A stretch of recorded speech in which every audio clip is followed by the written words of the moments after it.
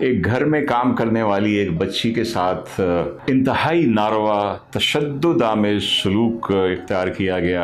افسوس کی بات کہ اس میں بھی ان کا ایک سیاسی ذہن مجھے صاف نظر آ رہا تھا۔ اس کو جاہل عورت، اس کو پڑھایا نہیں گیا۔ تو میرا ان سے ادب سے یہ سوال ہے کہ جس شخص نے یہ ساری تشدد کی حرکتیں کی ہیں وہ تو بڑا پڑھا لکھا خاندان ہے۔ کسی کی عزت نفس کو آپ مجروح مت کیجیے ایسی باتیں کر کے۔ نکال دو اس کو گھر سے، ڈانٹ ڈپٹ کر کے اس کے ماں باپ کو بلا کے ان کے حوالے کر دو۔ آپ کو تشدد کرنے کا حق کس نے دیا ہے؟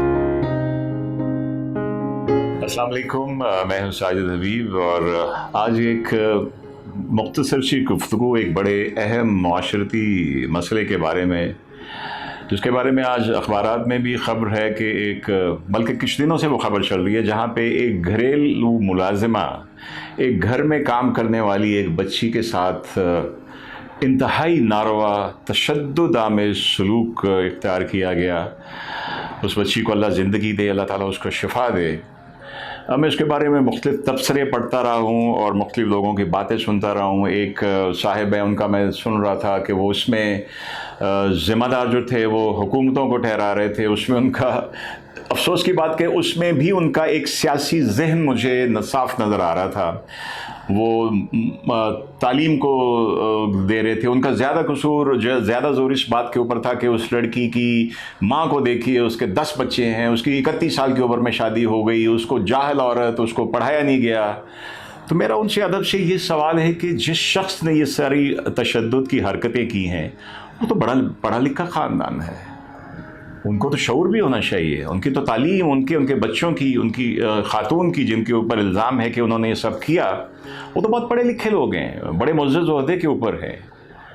تو یہ میرے خیال میں کہ پڑھائی کا، کالج اور سکولز کی پڑھائی کا نہ شعور سے تعلق ہے، نہ اس کا جاہل اور پڑھے لکھے ہونے سے تعلق ہے۔ پڑھے لکھے ہونے میں جس سینس میں ہونا چاہیے، یس، فرق پڑتا ہے اگر سوچ سمجھ کے تعلیم کو ایبزارب کیا جائے، وہ کتابوں سے ملے، وہ بڑوں سے ملے، وہ قرآن پاک سے ملے۔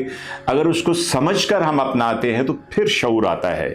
صرف ڈگری لینے سے، اور کیونکہ ڈگری لے کے آپ نے جاب لے لیا، اس کے علاوہ اور آپ نے کچھ نہیں کیا۔ مجھے بڑا افسوس ہوتا ہے، میں کئی ریسٹورنٹ میں جاتا ہوں، کلبز میں جاتا ہوں، اپنے چھوٹے بچوں کو کھلانے کے لیے لوگ ایک 12 سال کی، 10 سال کی، 11 سال کی بچی کو ساتھ لائے ہوتے ہیں، اور وہ نہ اس کے کپڑے بیچاری کے اس قابل ہوتے ہیں کہ اس کو وہاں پہ لایا جائے۔ لانے جانے کا مطلب یہ نہیں ہے، اگر آپ نے لانا ہے تو بچی کو اچھے کپڑوں میں لے کے آئے نا۔ آپ کے بچوں کے تو بڑے اچھے کپڑے، آپ کیوں چاہتے ہیں کہ یہ بچی وہاں پہ آپ کے بچوں کی ملازمہ ہی لگے ان کو سنبھالنے والی؟ آپ کو ویسے خیال رکھنا چاہیے کہ آپ کے گھر میں کام کرتی ہے، اگر اس کی حیثیت نہیں ہے تو اس کے اچھے کپڑے لے کے دینا آپ کی ذمہ داری ہے۔ اور پھر ان کو کھانا نہیں کھلایا جاتا، وہ بچے کو کھلا رہی ہے کہیں دور بٹھا کے، یا ایسے مت کیجیے۔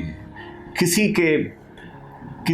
کی عزت نفس کو آپ مجروح مت کیجیے ایسی باتیں کر کے۔ اور پھر اتنے چھوٹے بچوں کو لے کے آنا اور اتنے چھوٹے بچوں سے کام لینا، اور اس کے بعد چلیں جی، ہو سکتا ہے کل کو وہ کہیں جی اس نے چوری کی تھی، کچھ کیا تھا، تو بھائی نکال دو اس کو گھر سے، ڈانٹ ڈپٹ کر کے اس کے ماں باپ کو بلا کے ان کے حوالے کر دو۔ آپ کو تشدد کرنے کا حق کس نے دیا ہے؟ مجھے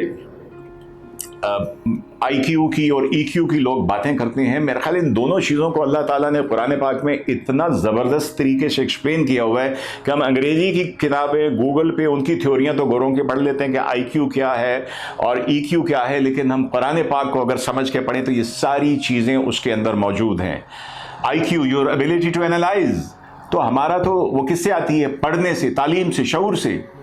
ہمارے تو دین کا آغاز ہی اقرا سے ہوا، پڑھ، اور اس کے بعد پوری کتاب اللہ تعالیٰ نے سامنے لا دی جو ایک پورا ایک وے آف لائف ڈکٹیٹ کرتی ہے۔ ارے اس کو پڑھو تو صحیح۔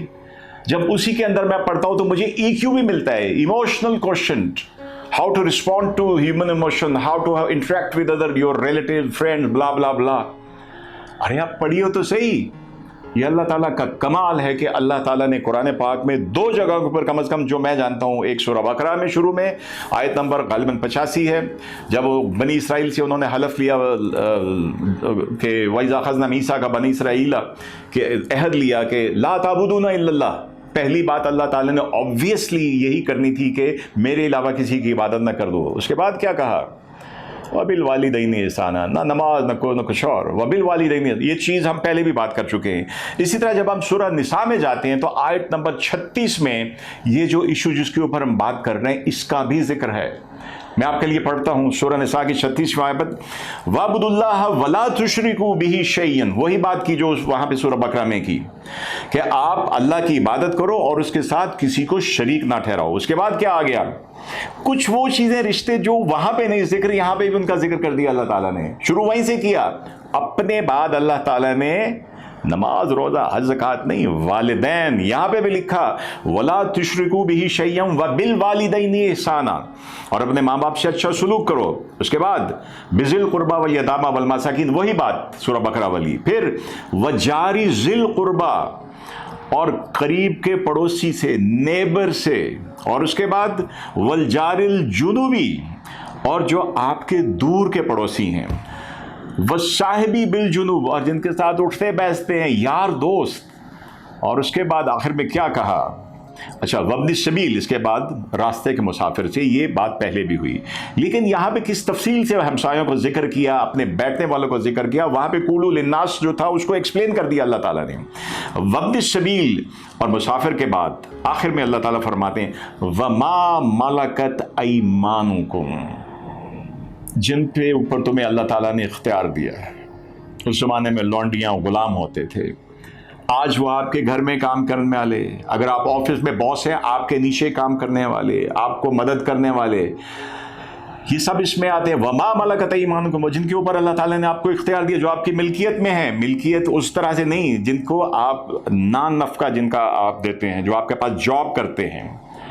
और फिर अल्लाह ताला ने, अगर आप ये नहीं करते, इन्नल्लाह ला युहिब्बु मन काला मुख्तालन फ़खूरा, बेशक अल्लाह ऐसे शख्स को पसंद नहीं करता जो मुतकब्बिर और फ़ख्र करने वाला हो। अगर आप ये बात अल्लाह ताला की नहीं मान रहे, आप मुतकब्बिर है। और याद रखिए, तकब्बुर सिर्फ अल्लाह के लिए है, वो इसमें किसी की शिरकत पसंद नहीं करता। अपने दाएं बाएं वालों का, आपके साथ जो काम करते हैं, आपके सबॉर्डिनेट हैं, आपके घर में काम करते हैं, इनका ख्याल रखिए कि इनका ख्याल रखेंगे तो अल्लाह की पसंद में आ पाएंगे। अपना ख्याल रखिए। खुदा हाफिज़।